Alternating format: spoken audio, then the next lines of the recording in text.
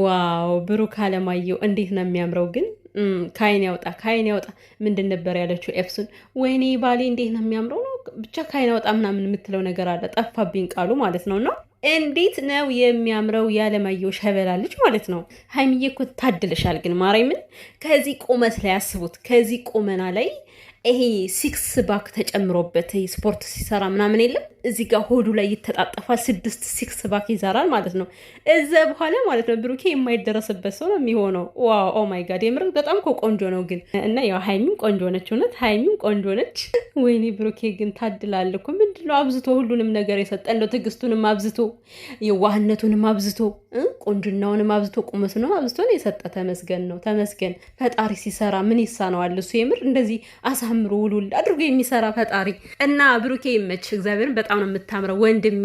መለኛው እንግዲህ ለወንድሙም ለምራቱም ለወንድሙ ሚስት ደስታውን ገልጿል። እኔ ከዛች ቤት መቀመጣችሁ መጥለፍህ ብሩኬ ተመችቶኛል እያለ እንግዲህ ደስታውን አብስሯል በትናንትናው ዕለት። ሰላም ሰላም ቤተሰብ እንዴት ናችሁልኝ? ደህና ናችሁ ወይ? ሰላማችሁ ይብዛልኝ። እንግዲህ መለኛው ያው አንዳንድ ነገር የተናገራቸውም አሉ። ሀይሚና ብሩኬ እንግዲህ በትናንትናው ላይቭ ላይ ማለት ነው አረ የሌለ ሰው የለም እኮ በቃ እግዚአብሔርን። በዛ ላይ ጊፍቱ ትላላችሁ አንበሳው። እንደዚህ አይነት የተባረከ መልካም ሰውም አለ ለካ። በጣም ለየት ያለ ምሽት ነበረ ያሳለፉት። በጣም ደስ ይላል። ሙዚቃው ራሱ ይሄ ሁሉ መታደልና ማማር የት ነው ምንጩ ንገርኝ እስኪ እኔ ማር እያለ ብሩኬ ሲጋብዛት ነው ያመሸ ማለት ነው።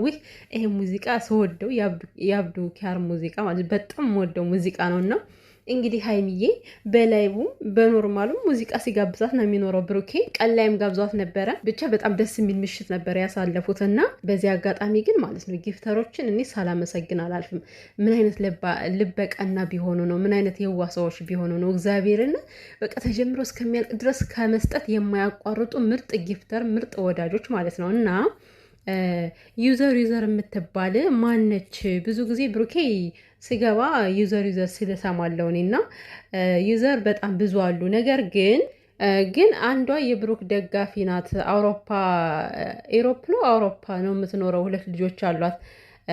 የብሩኬ ደጋፊዎች በጣም ምርጥ ሰዎች ናቸው ብላ አንድ እህቴ ኮሜንት ጽፋልኛለች እና ማለት ነው እኔ እንጃ ብዙ ጊዜ ዩዘር ስለሚል ነው እኔ ስሰማው ዩዘር። እኔ የትኛዎቹ እንደሆነ አላቅም፣ ግን ዩዘር የሚባሉ ሰዎች በጣም ነው ጊፍት የሚሰጡት። በዚህ አጋጣሚ ላይ በገባ ቁጥር ብዙ ጊዜ ከአንደበቱ ዩዘር ስልሰማለውኝ እና ማለት በጣም ይለያሉ። እግዚአብሔርን በጣም ነው የሚለዩት። በጣም ከአቅም በላይ የሆነ ነገር ነው የሚያደርጉት ለሀይሚና ለብሩኬ ማለት ነው እና አሁን በትናንትናው የገባ ጊፍት ሀይሚዬ ጤና ያድርግልሽ የኔ እናት። እጅግ በጣም ነው ደስ የሚለው። እንኳንም አልቀራችሁ ደግሞ እንኳንም መጣችሁ ነው። በነገራችን ላይ የብሩኬ ደጋፊ የሀይሚ ደጋፊ የሚባሉ አሁን ተከፋፍለዋል።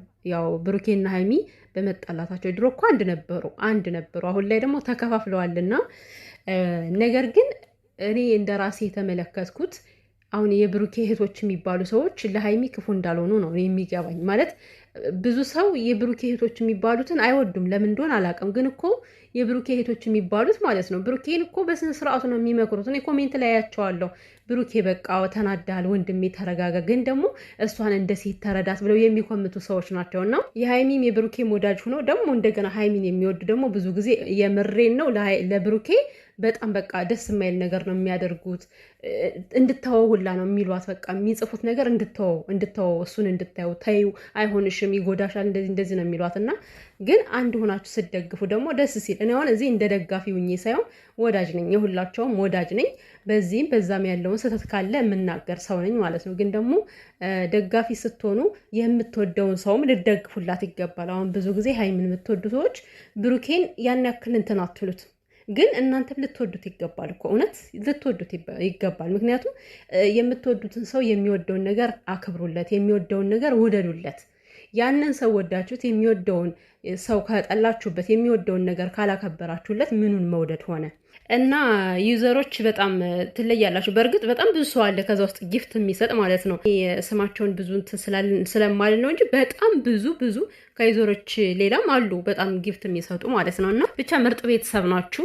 ፈጣሪ አምላክ እንደዚህ የጨረቃ ፋሚሊ እንዳደረገ የጨረቃ ፋሚሊ አድርጓችሁ ይቅር ነው የምለው። ማርያምን ያላቸው ፍቅር ይለያልና ቅብጥ ብለው ነበር ያመሹት። ፎቶም እየተነሱ ነበረ እንግዲህ በስታይል ያደረጉ ያው ሌላውም ሰው እንዲያነሳቸው ሁሉ ማለት ነው። እና እጅግ በጣም የሚያምር ጊዜ ነበራቸው። አሁን እኮ የሀይሚና የብሩኬ ፍቅር እያስፈራን መጣ።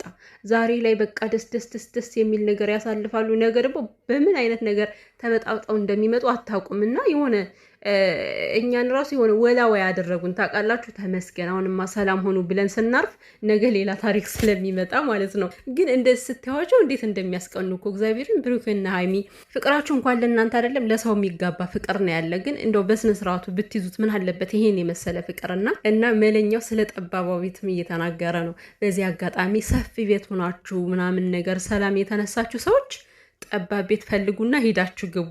ልክ እንደ ሀይሚና እንደ ብሩኬ ትሆናላችሁ ማለት ነው። አስቡት እስኪ አሁን ሀይሚና ብሩኬ ከዛ ኦና ከሆነ ቤት እንደዛ ሲመነጫጨቁ እንደዛ ሲራገጡ ሲሰዳደቡ ቆይተው አሁን ከአንድ ክላስ ግን ማለት ነው እንደዛ የተነጋገሩ እንኳን አይመስሉም። እና በጣም ሰላም አላቸው። እና ብዙ ጊዜ ለምንድን ነው ሰፊ ቤት ጭቅጭቅ የሚበዛው? መንፈስ አለበት ነው ከብሬ እኮ ነው። እና ከዛችሁ ሁኑ እንዳትወጡ እያለ ነበረ።